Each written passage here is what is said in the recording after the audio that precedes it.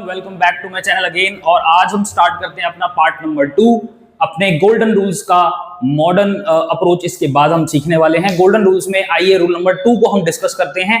और अभी हम पर्सनल अकाउंट आपके साथ डिस्कस कर चुके थे, चलिए पर्सनल अकाउंट को थोड़ा सा और एक्सटेंड करते हैं, कुछ इसके क्वेश्चंस करते हैं, then we will move on to the next rule जो कि हमारा है रियल अकाउंट का। क्या था? Debit what comes in, credit what goes out in real account. आपने नहीं पढ़ा, इसका मतलब आप पार्ट 1 देखो, जाओ और पहले उन रूल्स को ध्यान से सुनो, पढ़ो और उसके बाद फिर आओ सेकंड पार्ट की तरफ।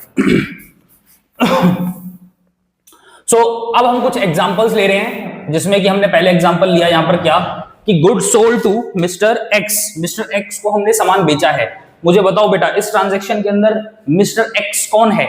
इस ट्रांजैक्शन के अंदर मिस्टर एक्स एक पर्सनल अकाउंट है। और अभी हमने सिर्फ पर्सनल अकाउंट का रूल पढ़ा है, तो अभी सिर्फ हम पर्सनल अकाउंट पर ही फोकस करेंगे। और यहां पर मिस्टर एक्स कौन है? पर्सनल अकाउंट है सर। तो मिस्टर एक्स को जब हम सामान बेचेंगे, तो मिस्टर एक्स से पैसा रिसीव करेंगे या उसको पैसा देंगे? सर ऑब्वियसली हम मिस्टर एक्स से पैसा रिसीव करेंगे, मनी रिसीव करेंगे।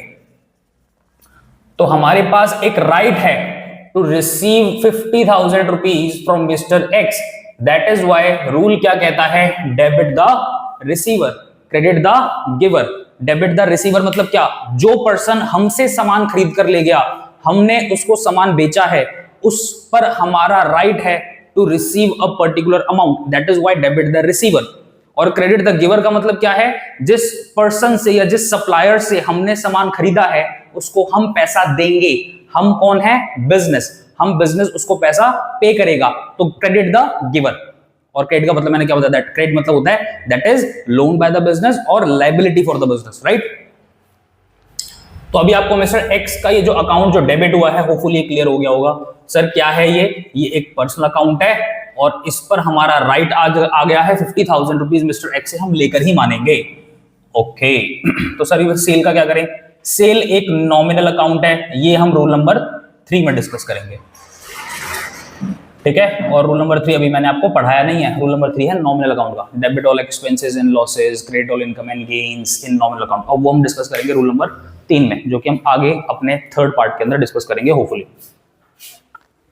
आओ एक और ट्रांजैक्शन लेते हैं पर्सनल अकाउंट की।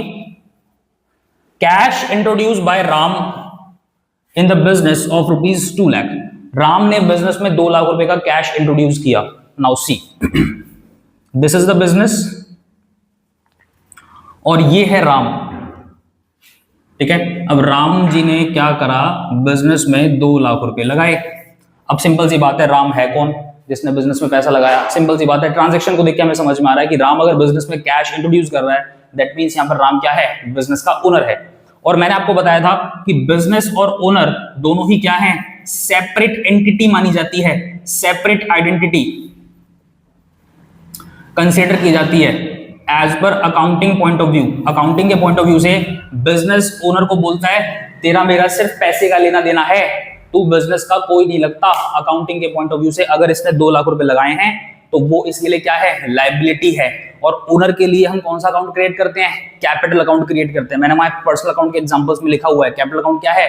Capital account is basically prepared by the business for owners. Owner मतलब कौन? यहां पर ओनर कौन है? राम। तो यहां पर ट्रांजैक्शन क्या होगी? सिंपल सी बात, बिजनेस के पास क्या आया? सर कैश आया, तो कैश अकाउंट कर दो डेबिट। सर कैश आया, हमें कैश का तो कुछ पता ही नहीं, अभी आपने कैश के बारे में हमें कुछ बताया ही नहीं अभी। अच्छा मुझे बताओ, क्या आपको ओनर का पता है? क्या आपको ये समझ में आ रहा है कि ये कैपिटल अकाउंट क्या है? हाँ सर ये तो समझ में आ रहा है हमें। कैपिटल अकाउंट आपने बताया था कि पर्सनल अकाउंट होता है, और पर्सनल अकाउंट को हम क्या करते हैं? जब भी पर्सनल अकाउंट को पैसा देंगे, when we are a giver to outsider, और अकाउंटिंग पॉइंट ऑफ व्यू से ये कौन है? आउटसाइडर। ये बाहर वाला ही कंसीडर किया जाएगा। इंटरनल लायबिलिटी होती है बिजनेस की अगर ओनर पैसा लगाता है तो, राइट। तो ये जो कैपिटल है ये इसको हम क्रेडिट क्यों कर रहे हैं? बिकॉज ये बिजनेस में ओनर का लगाया हुआ पैसा है, और at the end of the day business owner को 2 लाख रुपए वापस करेगा। जब भी बिजनेस बंद होगा सबसे पहले अपने 2 लाख रुपए निकाल के ले जाएगा। इनफैक्ट इस 2 लाख रुपए से अगर ये कुछ बिजनेस कमाता भी है ना उसको यूज करके, तो वो इनकम भी बिजनेस के लिए लायबिलिटी होती है टुवर्ड्स द ओनर। तो अभी सिर्फ हमें किस पर फोकस करना है? पर्सनल अकाउंट पे फोकस करना है। और सर ये पर्सनल अकाउंट ही तो है। हाँ, credit the giver in personal account, because ये कैपिटल अकाउंट किसके लिए प्रिपेयर किया गया? ओनर के लिए प्रिपेयर किया गया। और ओनर कौन है? आउटसाइडर माना जाता है अकाउंटिंग पॉइंट ऑफ व्यू से, सेपरेट माना जाता है अकाउंटिंग पॉइंट ऑफ व्यू से। आप कौन हो? बिजनेस, और वो कौन है? ओनर। आप हमेशा अकाउंटिंग करते टाइम अपने को क्या मानोगे? बिजनेस। और उसने अगर पैसा लगाया तो वो हमारी क्या है? Liability, and we are a giver. Sir ये कैश अकाउंट कहां से आया? ये कैश अकाउंट कहां से आया? बेटा ये एक रियल अकाउंट है, ये एक एसेट का अकाउंट है, और इसको मैं डिस्कस करूंगा रूल नंबर 2 के अंदर। तो बस थोड़ा सा पेशेंस रखो, अभी मैंने सिर्फ आपको पर्सनल अकाउंट सिखाया है, तो ट्रांजैक्शंस में सिर्फ अभी पर्सनल अकाउंट पर फोकस करो। और पर्सनल अकाउंट को दोबारा से एक बार मैं रिकैप कर दूं, debit the receiver, credit the giver in personal account. क्या होता है पर्सनल अकाउंट?